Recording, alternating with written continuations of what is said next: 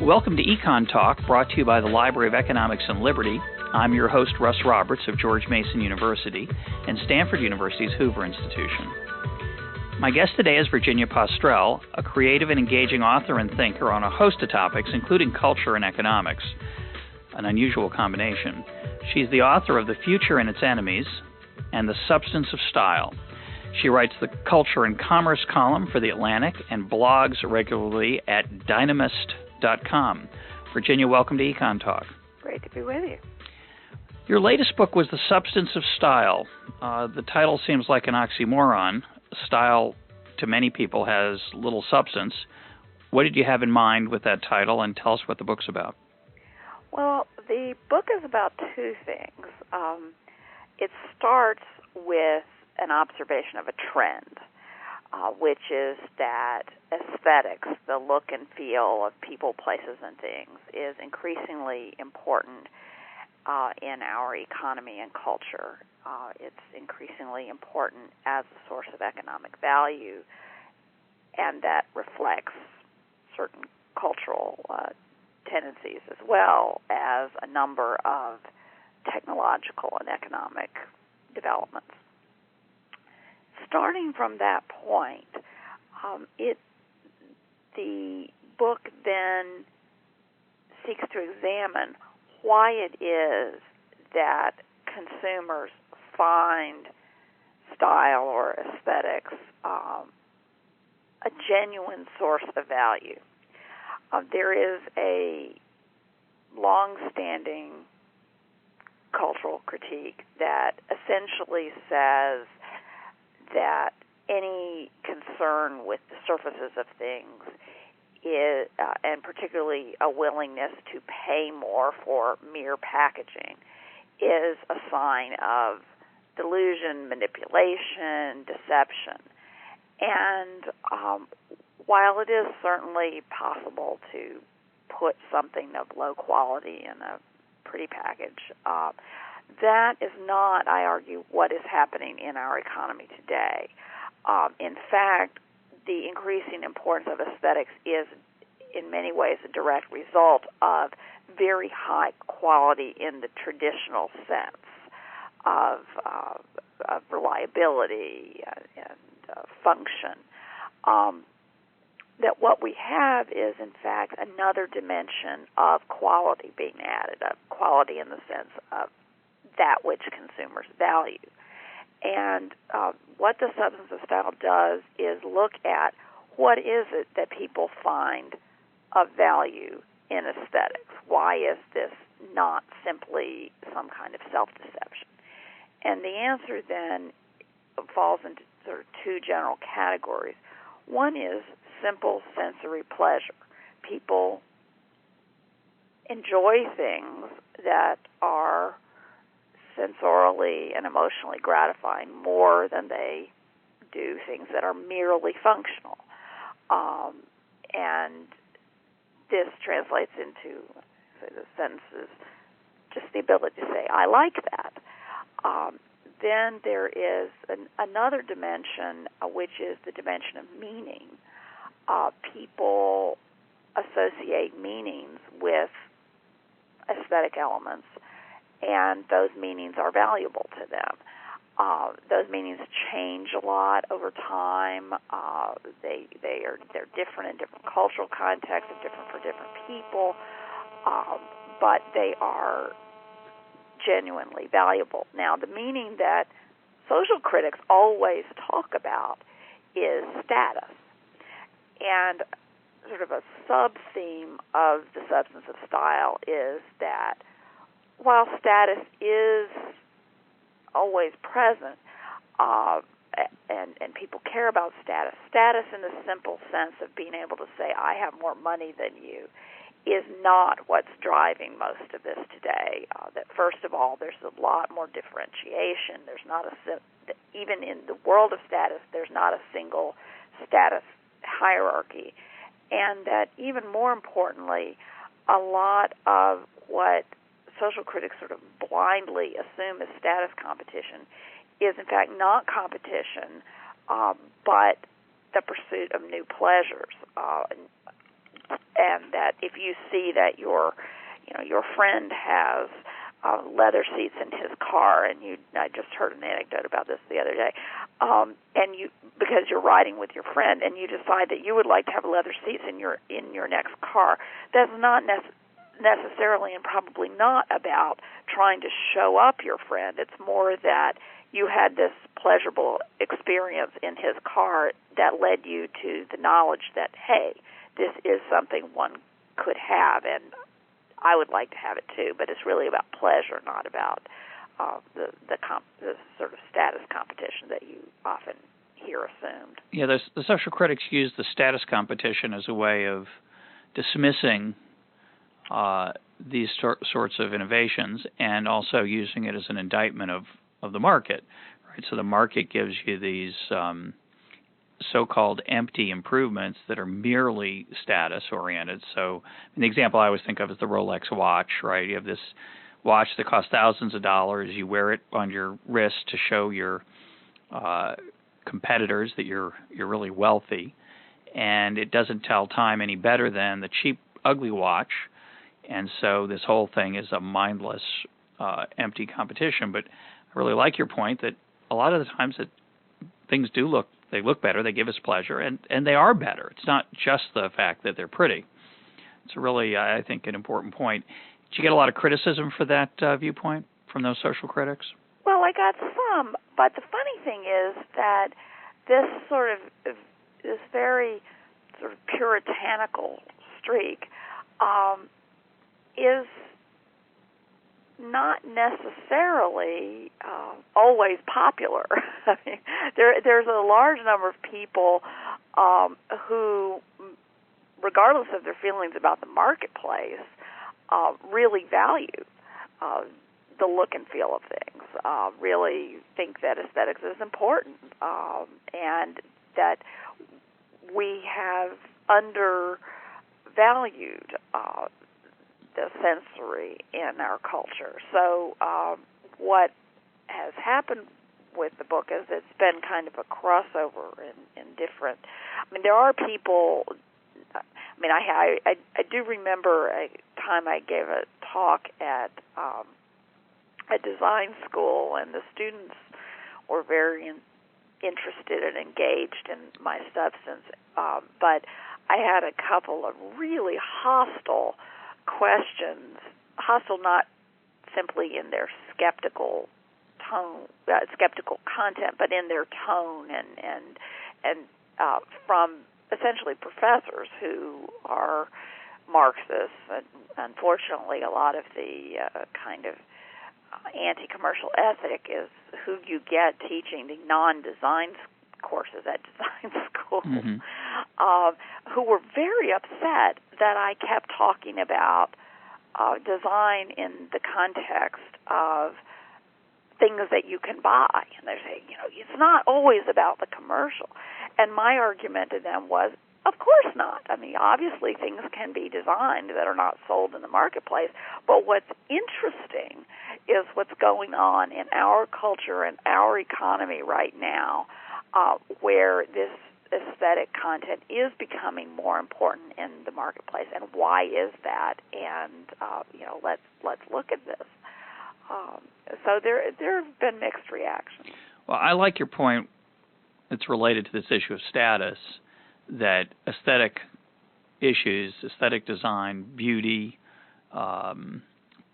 sensorily pleasurable stuff is not just going to the rich who use it as a status symbol, but has filtered down into places like Target, a mass market retailer who has used designers of various kinds to enhance their product and their brand. Right. I mean, this is, and the most famous example in the substance of style is I talk about toilet brushes, because the toilet brushes is about as functional a product as you can imagine. I mean, and its function is a very low status function. Yes, it is. But also, unlike a car or unlike a wristwatch or whatever, other people don't usually see your toilet brush.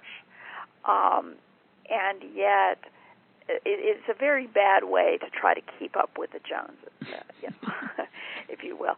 And yet there has been quite an expansion of this kind of very low-end example of additional aesthetic pleasure. If you go particularly into a specialty store like Bed Bath & Beyond or Linens and things, but you can find the same thing in Target, or you will find a great variety of essentially the holders that these come in. And they are more expensive than something that is purely functional, but they're not expensive in the general scheme of things. Most of them cost less than $20, and of course you keep them for a very long time. Although I do in the book talk about toilet brushes that go up in price, into the hundreds of dollars, where you're essentially creating a certain kind of environment in your bathroom. But it's for yourself. It's for your own pleasure. It is not about status competition. It's about pleasure. And in fact, even at the high end, when you look at the supposedly damning examples that people bring up of consumers talking about why they buy expensive things, you often find that, in fact, they are saying things that have nothing to do with status. So, for example, Robert Frank in Luxury Fever quotes somebody talking about why she bought a Viking range for her kitchen, even though she rarely cooks. And she says, you think of it as a painting that makes the kitchen look good. Well, that's not about status. That's about, I want a pretty stove. Sure. And a lot of the times, James Twitchell, who is actually a defender of luxury, but he writes in a sort of a distancing way about going on Rodeo Drive to the different stores. But when he's in the Armani store, he says it was like a petting zoo because people were fondling the fabrics. Well, that again is about sensory pleasure and about something that is beyond the function of the clothes to cover your body. It's an additional function, which is to be enjoyable. Your point about the toilet brushes and the Viking range really enhances your earlier point about the quality aesthetic complementarity. I have one of those. We have one of those toilet brushes with the little cover on it, and when you lift the toilet brush out of the cover springs open. You use the toilet brush, we put it back, and it springs closed. And the shape of the thing that's covering the toilet brush is aesthetically pleasing. That's correct. But it also has this nice advantage that it keeps the toilet brush from dripping on the floor, which right. is a particularly pleasant thing. And the same with the Viking stove. The Viking stove puts out an obscene number of BTUs, presumably, for if you want to vaporize some food product.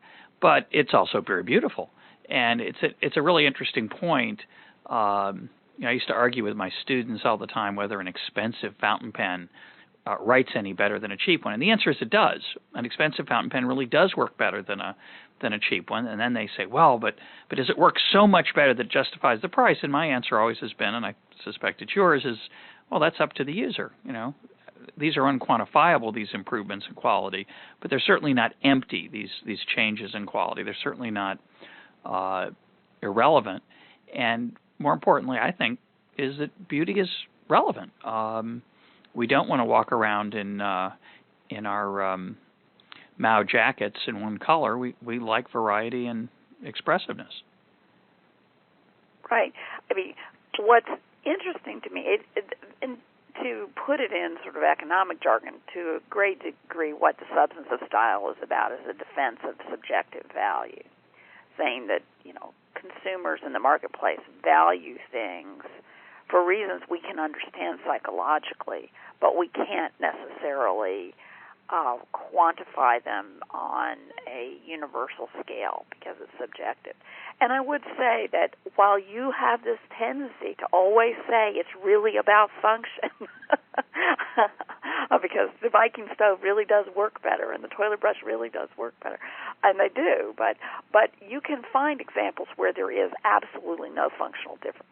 So, for example, Apple charges, I believe it's about $100, but a certain premium for the black version of its MacBook computer laptop compared to the white version.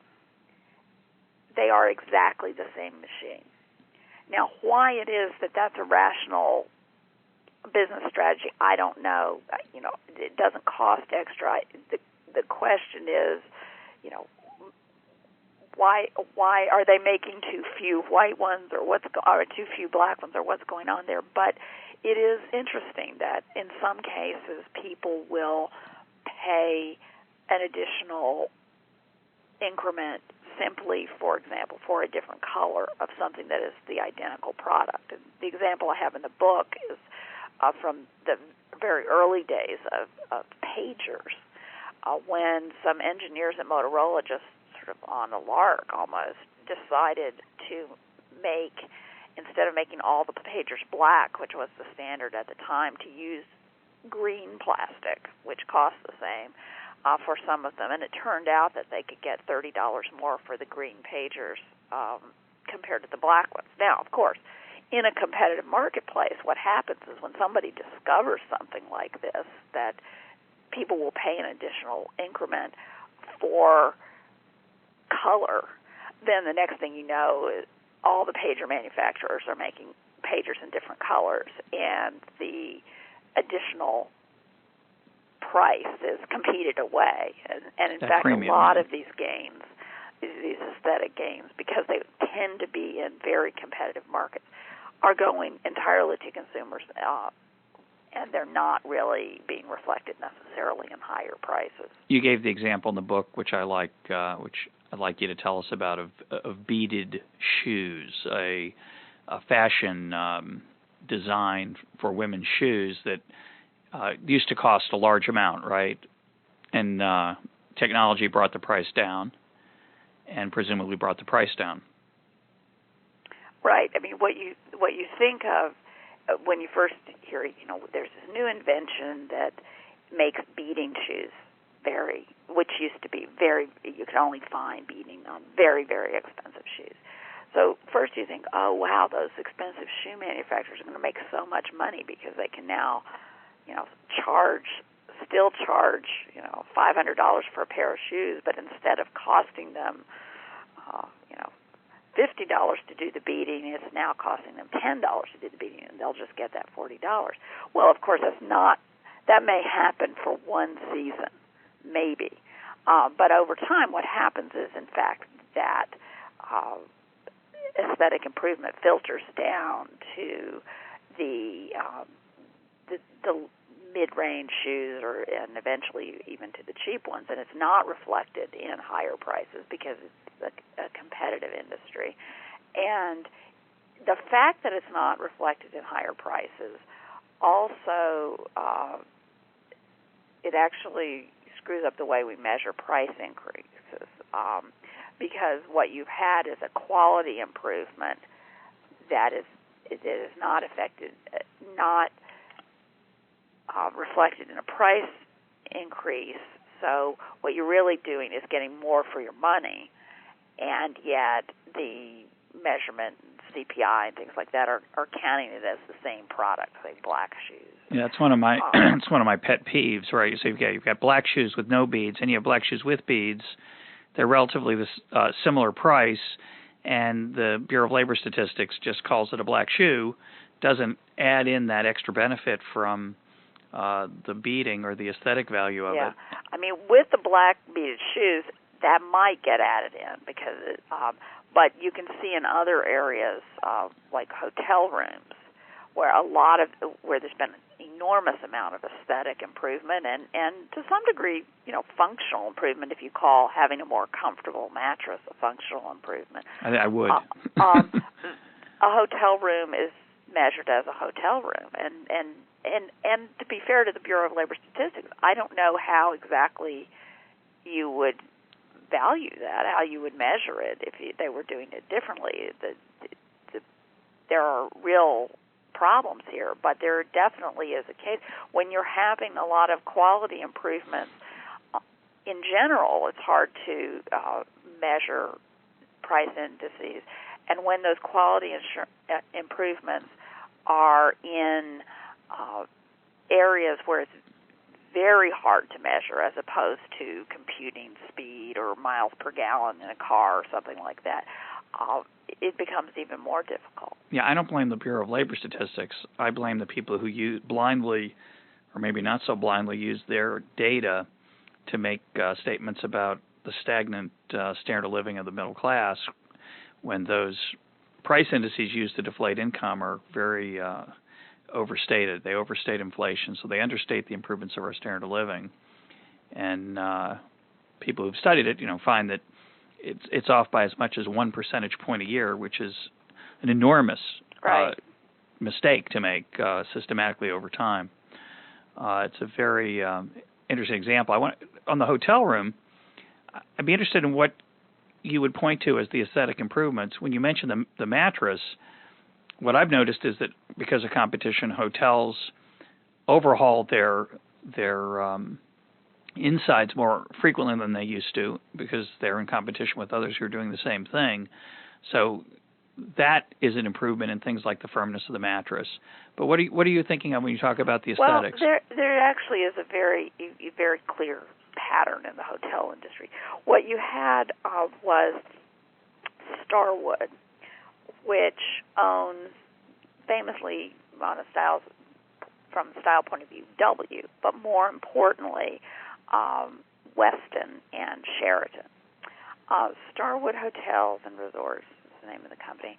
Had a CEO who just paid attention to this and was not from inside the hotel industry, so he sort of thought differently. And they made different trade-offs on their hotel budget. There's at a certain price point, you have a certain budget for everything. If you have bare walls and bare floors, how do you furnish the room? And so one thing they did was they got better mattresses, and did things like they got rid of the armoire that contained the television, which is a very expensive piece of furniture. It's one of the most expensive things in the room. And they used that money to spend more on the mattress, to enlarge the desk. I mean, there's certain things that are functional, give better workspace. But they also did things like they put the mirrors in frames, which is an aesthetic improvement, very subtle. They put, partly because prices have gone down a lot, granite countertops in the bathroom, upgraded the look and feel of the bathroom. The most famous thing that they did was they introduced something called the Heavenly Bed, which was, yes, a better mattress, but it was also much better linens, and it was white. It was all white, a very striking aesthetic look, which cut totally against tradition in the hotel industry, which had always said, well, you don't want to have colors that will show dirt. And of course, it turned out, and they did have to develop some special cleaning products and ways to keep this clean. But it turns out that if you make linens that don't show dirt, that do show dirt, and they're clean, your customers actually perceive that the whole place is cleaner, and it probably is. And so this became very popular and was much copied. Now, many, many hotels that you go into have white bed linens, which are very much more aesthetically pleasing than the traditional ugly floral bedspread that didn't show dirt. It's a remarkable thing. There were a lot of little things like that, and part of it's just bringing in a notion of creating a sense of identity in the room, a sense of who the customer is, where the place is, who the hotel is, and a sort of uniform or a coherent is a better word, a coherent aesthetic throughout the room, as opposed to simply having colors that don't clash.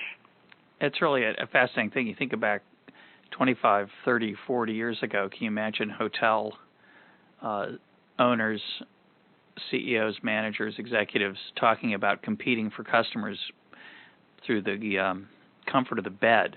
It's really it's a nice example.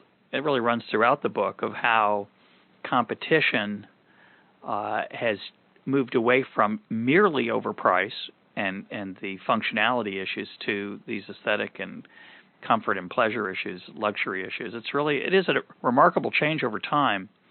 When you go back to the 50s and 60s, you're not just talking about the fact that, styles change, different things go in and out of fashion. This color is in now and this color is out. But really, things are prettier. Things are more beautiful. Right. I think the hotel rooms are a really great example because it's familiar, and also because in 1975, Holiday Inn introduced a slogan that sort of captured post-war economic progress, which was the best surprise is no surprise.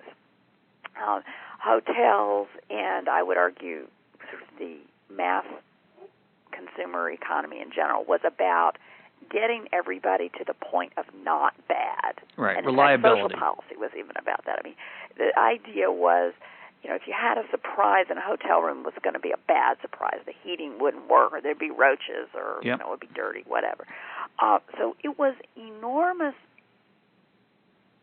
economic progress to get to the point where you could have consistent, sort of lowest common denominator quality. That was genuine progress, being able to roll that out not only in hotels but in frozen food or whatever it might be. This was sort of the development of mass markets. But at some point, that becomes old news.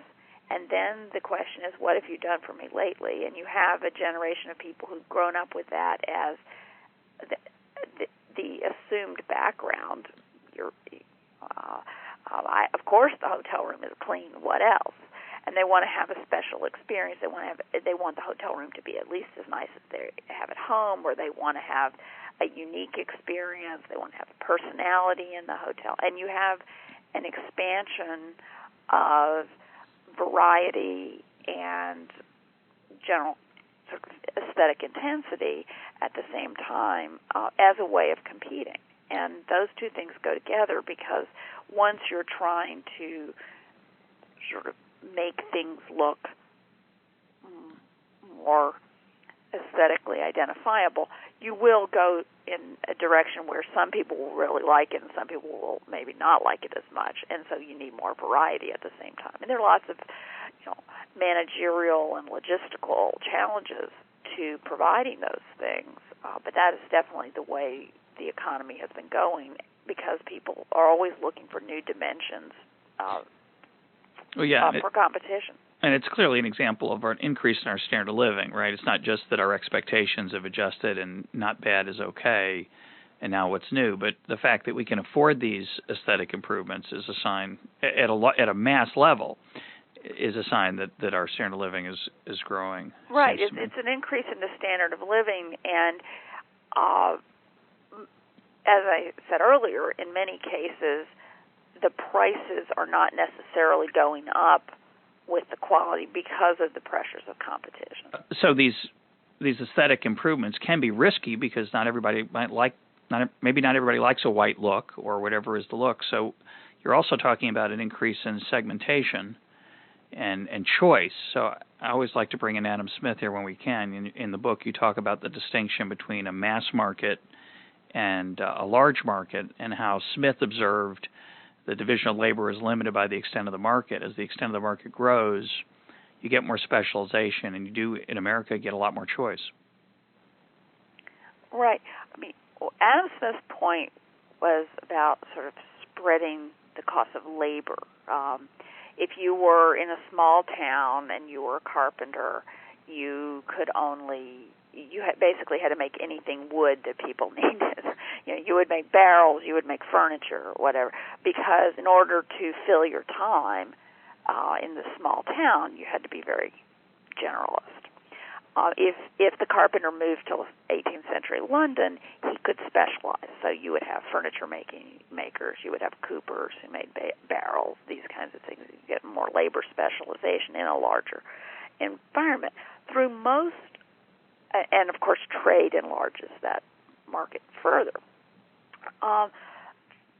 Through most of economic history, you only found very specialized niches in places where there were actually lots of people living, and that includes very sort of specialized aesthetics. If you in 1975, if you wanted to buy some kind of modernist furniture, say, you needed to go to New York and get it, or go to Los Angeles, some very large place. Well, what has happened is, because of a number of different technological and business developments, it has become possible to create large markets, that is, large enough to support the costs of a given specialty, that are not located in a particular place. And what this has done is break the connection that we sort of developed in the 20th century between thinking about large markets and mass markets as being the same. So that when you talked about making a lot of something, it was going to be very homogeneous and sort of lowest common denominator, because that was the mass market. Now you can have a large market, large enough to support the cost of production, but it could be very specialized. And this actually goes, we think of this today, we tend to think about the Internet and ways to serve the long tail, as Chris Anderson's book calls it. But it actually goes back earlier than that. When you first start to see, for example, specialty catalog sales, many of which were oriented towards specific sort of design identities or aesthetic identities and specialty products that you couldn't get. That starts essentially in the early 70s, and it's made possible by two things. One is the development of computer databases, but the other, even more important thing, is the development and spread of Visa and MasterCard, or their predecessors, of credit cards that act as trusted intermediaries for both parties. So I talked with a man named Roger Horchow, who's here in Dallas where I live, who developed the first specialty furniture catalog. And he said, that was absolutely critical, because he could start a specialty catalog. It could show up in your mailbox. You could use your MasterCard to buy something, understanding that if he turns out not to deliver it, you have a recourse at MasterCard, and he also can trust that he'll get paid. It lowered the cost a lot. He didn't unlike Sears or Montgomery Ward, he didn't have to get into the credit business, which is a whole very different sort of business. And then this expanded, and we saw lots and lots of segmentation. And of course, now all of our mailboxes, especially this time of year, are full of specialty catalogs, which then complement, and all that infrastructure that developed was very compatible with Internet marketing, so that you today have the ability to aggregate very specialized markets into large enough numbers to cover the costs of whatever it is that you're selling. Yeah, it's a profound point, the point about the credit card. I think it's totally underappreciated or unappreciated in its impact on the ability of people to. You think of the ability to sell stuff. What people often ignore is this point, the one you just made, which is phenomenally interesting. How it affected the choice of what's up for sale and made things feasible that weren't feasible before. It's really it's a great example. Let's shift gears, if we might. We did a podcast with Richard Epstein a while back on the challenge of increasing the number of kidneys available to people on dialysis. And you have a unique perspective on this. You did an extraordinary thing, and you've written about it. You donated a kidney to a virtual stranger. I'd like to hear about that, how that came to be, and how it affected or didn't affect your feelings about public policy in that area. Yeah. Well, first of all, I wouldn't call Sally Satel a virtual stranger. I would call her a friend, but not a close friend. Okay. She was not somebody that. She was somebody that I liked very much, but didn't see very often.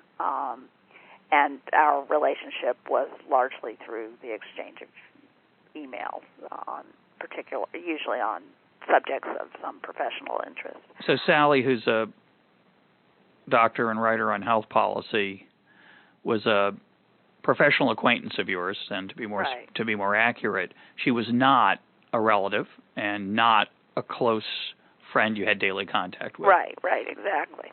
But I heard a little over a year ago, I heard from a mutual friend that Sally's kidneys were failing and that she needed a kidney transplant. And because she wasn't a stranger, because she was somebody that I was friendly with, I knew that she had no family to speak of, certainly no immediate family. Her parents are dead. She's an only child. She's not been married. She has no children. So all the sort of normal familial ties that people in this circumstance use were not available to her.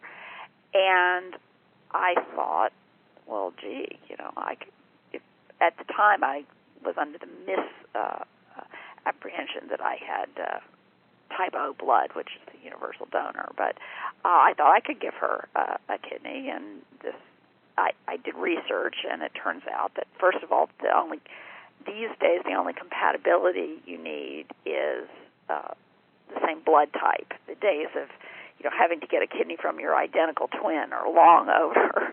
The donor simply has to have the same blood or a compatible blood type, and the risks are quite low for the donor. They are essentially the risks of the surgery, which are not trivial. No surgical procedure is without risks, but it turns out that you really don't need two kidneys. That if you have one kidney, it functions, it makes up the difference as large as to take up the slack. And on the sort of negative, risky side, unfortunately, when kidneys fail, they fail together. So it's not like you're having that extra kidney is going to help you if you start to experience kidney failure. The exceptions are cancer and some kind of trauma or accident. Sure. Kidney cancer is relatively rare. There's none of it in my family. I don't tend to do things that are really likely to give me traumatic accidents. So I didn't think those risks were particularly high. So, yeah, I went through, I told Sally that I would, if all the compatibility worked out, that I would donate a kidney to her. Went through a lot of tests over a period of months. For a while, she thought she had another donor she had found via a website, matchingdonors.com, who was a complete stranger. It was just somebody who altruistically wanted to help out another human being. And that fell through, and so in March 4th, I went to Washington, and we had this surgery, and everything is fine now. And the process did, as somebody who believes in markets and believes that people should have autonomy over their bodies. If you had come up to me, 2 years ago on the street and asked me what did I think about kidney, selling your kidney, I would have said, well, I think it should be legal. But I didn't really think very much about it. It was sort of like, yeah, right. It was just an opinion. What I learned through the process of this is that this is a terrible problem, that we are literally killing thousands of people because we are squeamish about allowing any kind of financial incentives for donating organs, whether it's donating from deceased organ donors, which is what most people think of, or the much more important for kidneys, donating live organs from live donors. There are, something like 70,000 Americans on the list waiting for kidneys. If every single person who died in circumstances to allow, their organs to be harvested, it had signed a donor card and their families agreed, that would run, I believe it's about 15,000 kidneys a year, increase. It would essentially double the number that are available today. You would still have a huge waiting list. The only way, given current technologies, to deal with this is to encourage more people to donate kidneys while they're alive. Now, part of that is a matter simply of public education. I mean, people, in my view, people don't understand that this is simply, it's a risky thing, but it's only as risky as lots of, cosmetic surgeries that people have. It's not an inconceivable thing to do, especially if you're young and healthy. What happens today is that because people do turn to their families, actually some of the people who end up being kidney donors are maybe not quite as healthy as it would be ideal. They may, often there are issues with obesity, for example. But more importantly, there's just, it's like supply and demand are not meeting. And the only one way you can get them to meet is to pay people for making these donations. Now, I think a lot of the resistance to this is not just a sort of anti-commercial resistance, although that's a lot of it. A lot of it is simply that people don't understand what's involved, that they don't understand the level of sort of medical care that must be involved in order for the whole thing to be successful. They don't understand the complexities of our transplant systems and all the safeguards that are built in to that system. You can't just whack somebody over the head on the street and steal their kidneys and stick them in somebody. That's just not going to work. I mean, this is not a sort of theoretical point. It's just medically it doesn't work. And they don't understand that this is not an inconceivably altruistic, heroic thing to do. I mean, it's far less risky than things that people get paid to do all the time, like fighting fires in California.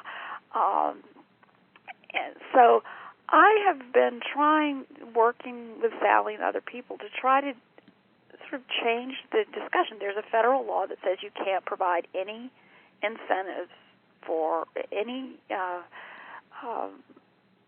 kind of valuable consideration in exchange for organ transplants, organs to be transplanted. And that has been used even to, a few states have tried to implement sort of tax credits or paying parts of funeral expenses for deceased donors, and that has not gone through because of resistance to it, and certainly the idea of actually compensating living donors has gone nowhere, and it's a real problem. It's a lot of people have a concern that, well, if this were the case, only rich people would get kidneys. Well, poor people would donate them. First of all, we have a system where, to some degree, that's happening already because rich people are going to, fairly unsavory sources of kidneys, like going to China for kidney transplants, which often come from executed prisoners, and you wonder, the rule of law not being so good in China, what were the circumstances of that execution? But the other thing is, the people whose kidneys are failing are not a bunch of, Google zillionaires. They are working and middle-class people. A third of them are African American. They often do not have, lots of money, and any system of paying donors would have to go through the same kind of medical insurance, whether it's public or private insurance system, that the rest of the transplant system goes through. But meanwhile, we're paying huge sums, because there is a federal entitlement to dialysis. We're paying huge sums for what amounts to kind of an iron lung approach, which is you keep people alive, but their quality of life is hugely diminished, and their health gets worse and worse while they wait, so that the chances of a transplant succeeding become lower over time. It's grotesque. The whole thing really, I find very tragic. Now, the medical establishment often discourages or at least hinders donations between strangers or relative strangers because they're afraid that if a stranger gives another stranger a kidney, then obviously there's the potential for under the table payments, and that it's much better, says the establishment, to rely on love, say between family members. I'm curious, in your case, if you got any discouragement in this being in this intermediate case of a friend but not a relative or a close friend. Well, I didn't get any discouragement from the transplant center other than their normal approach to, I had to talk to a social worker, make sure I wasn't crazy and that I wasn't doing this for some, because of some deep instability. But I didn't get medical establishment discouragement, but I did get a lot of discouragement from family members, from people just thinking this was incredibly weird. My own personal physician did say, the first thing she said is, you can change your mind. Now, I think that was all she said. I mean, she didn't go into a long song and dance about why I shouldn't do it or anything, although some other friends of Sally's who had considered donating to her did have really active discouragement from their physicians, so that there is a sense in which people treat this as kind of inconceivable thing, which would be one thing if we didn't do similarly risky things all the time for equally optional reasons. But I, partly because Sally had already found a transplant center that was willing to transplant a kidney from somebody who was a complete stranger whom she had met on the internet. They certainly were not going to discourage somebody who was actually a friend, even though not a close one. But there are a certain number of people, in the scheme of things, actually donating a kidney is a relatively easy, good deed, at least by my lights, because you don't have to do any follow-up, really. I mean, you just do it, and then it's over. You have some pain, but it goes away in a week or so. It's not like a long-term commitment, and it's certainly not like joining the Army or something, or becoming a inner-city teacher, or they're much harder things to do. But people do discourage it, and there is a sense that there are a number of websites. There's matchingdonors.com. There's also a forum called livingdonorsonline.org, which is a really good resource, although for people who are either seeking or have been or thinking about becoming living donors. And in both of these, people do try to find donors. There are some hospitals that do not want to do these surgeries if the donors did not have a previous relationship. Some of that is, as you suggest, a concern that there might be under-the-table payments. Which don't bother me at all. Which don't bother me either, but but it does they bother are them. illegal, yeah. Although no one has ever been prosecuted for it. But the other concern, which is a little harder to understand, and I've wrote a Forbes column about it, and Sally has written about it from her perspective, is the idea that it's unfair. If you want to be an altruistic donor, you should just go to the nearest transplant center and say, I want to donate to whoever's at the top of the list who's compatible. Right. And that it's unfair for people to meet on the Internet or somehow. There's this notion that there's two distinct categories. It's all right to give to close friends, relatives, and it's all right to give altruistically to complete strangers, where it's almost like a random draw who gets it. But if you've read in the newspaper a compelling story about a young mother who needs a kidney and are moved by that story, you shouldn't be able to give to that specific person. And this I find really terrible, especially when you consider that when somebody is moved to donate a kidney to a stranger because of having heard that particular person's story, and if they go through with it, everybody else on the list moves up anyway. Yeah. So everybody is better off. It's a bizarre it's blindness, not as though isn't it? you were going to give. I mean, if you went to the person who was next on the list and said, so-and-so wants to give to this other person, you missed your chance. Yeah. But how would you feel about that? They're not going to say. It's not like they have the option that they're going to get it. They're not going to say, "Well, I want that person to be worse off just out of spite." It's a bizarre mindset. I don't. Now, on a it. positive note, there is because of publicity about this. Some hospitals are starting to change their policies because of public pressures, and are saying, "No, we will accept these kinds of donations." Subject to the normal checks and examinations.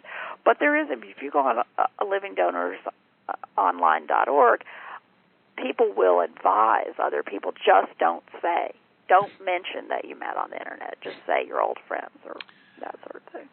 Unbelievable. Well, shifting gears one last time, Milton Friedman passed away this past week, and I'd be interested in your thoughts. Well, it's a real loss, although I guess we would all like to live to 94 and still be active, and as he was.